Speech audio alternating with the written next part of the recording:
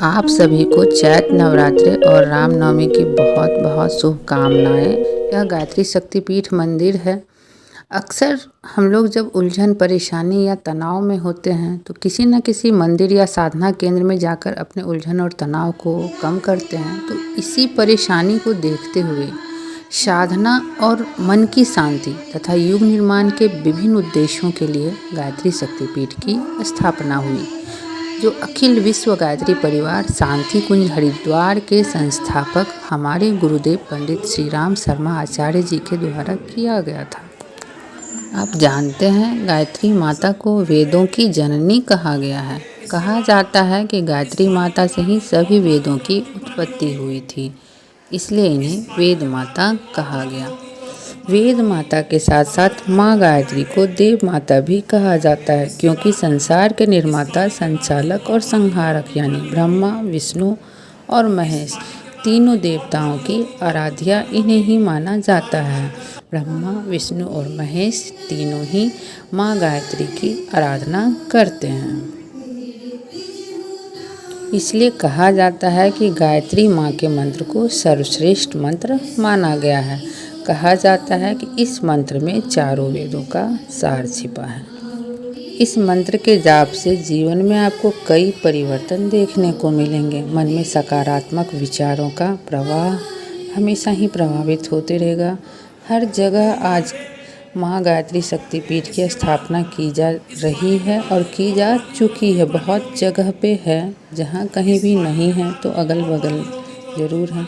और शक्तिपीठ में हर नवरात्रि, हर रामनवमी, महाशिवरात्रि को आपको पूजा पाठ, विभिन्न संस्कार करवाए जाते हैं। अगर आप गायत्री परिवार से जुड़े हैं तो आपको सारी जानकारी होगी, और अगर नहीं जुड़े हैं, कभी मन करे तो आप अपने अगल बगल के शक्तिपीठों में जाइए और दर्शन कीजिए।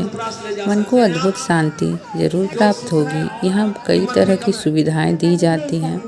आज रामनवमी के अवसर पर यहाँ हवन किया जा रहा है। गायत्री मंत्र के जाप से और उस मंत्र के द्वारा आहुति डालने से, हवन करने से कहा जाता है कि मन के दुख, द्वेष, पाप, भय, शोक जैसे नकारात्मक चीज़ों का अंत हो जाता है। इस मंत्र के जाप से मनुष्य मानसिक तौर पर जागृत हो जाता है।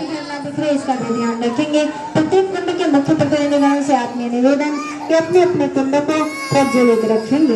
बोले गायत्री माता की जय, माता दुर्गा की जय, भगवान श्री राम की जय, समस्त देवी शक्तियों की जय। ओम भूर्भुवः स्वः तत्सवितुर्वरेण्यं भर्गो देवस्य धीमहि धियो यो नः प्रचोदयात् स्वाहा। हर शक्तिपीठ में आपको पिता महादेव भोलेनाथ के मंदिर भी मिलेगा अवश्य, और आप वहाँ पे हवन करने के पश्चात पूजा अर्चना कर सकते हैं। कहते हैं कि पूजा अर्चना भक्ति भाव तभी सफल है जब उनसे जुड़े हुए उद्देश्यों को हम अपने जीवन में अपनाने की कोशिश करें। अक्सर आप लोग सुनते हैं कि वाइब्रेशन, तो मंदिर में मंत्रों का इतना जाप होता है कि सकारात्मक वाइब्रेशन में हम लोग खुद ब खुद चले जाते हैं, और सकारात्मकता से हमारे मन मस्तिष्क में जो है द्वेष की भावनाएं दूर होती हैं, और हम लोग खुशियों से, सकारात्मक चीज़ों से अपने मन को भरते हैं। रामनवमी हो, दुर्गा नवमी हो, अष्टमी पूजा हो, या फिर जितनी भी पूजा हो, दीपावली, छठ, उन पूजा को करने का उद्देश्य तभी सफल होगा जब हम उन्हें अपने जीवन में उतारने का प्रयत्न करें। उन्हें अपने आचरण में, व्यवहार में, घर परिवार में, समाज में अपनाने की कोशिश करें। मनुष्य से गलतियां कई होती हैं, लेकिन उन्हें सुधारने का भी काम मनुष्य ही कर सकते हैं। इसलिए पर्व त्योहार खुशियों के साथ मनाइए और कोशिश कीजिए कि उनसे जुड़ी हुई सीख और सकारात्मक विचारों को अपने जीवन में हम उतार सकें। नवरात्रों के फास्ट में जो भी हैं या जो भी यहाँ हवन करने आए हैं, उन्हें प्रसाद स्वरूप भोजन में खिचड़ी, चोखा, पापड़ और सलाद सब दिया गया है। और जब आप इन प्रसाद को ग्रहण कीजिएगा तो जीवन में मुझे ऐसा लगा कि ऐसा भोजन का स्वाद कभी कहीं नहीं मिलता जितना कि इस प्रसाद में है। तो जब भी कभी आप शक्तिपीठ जाएं तो खिचड़ी ना समझे से प्रसाद समझ के ग्रहण जरूर करें।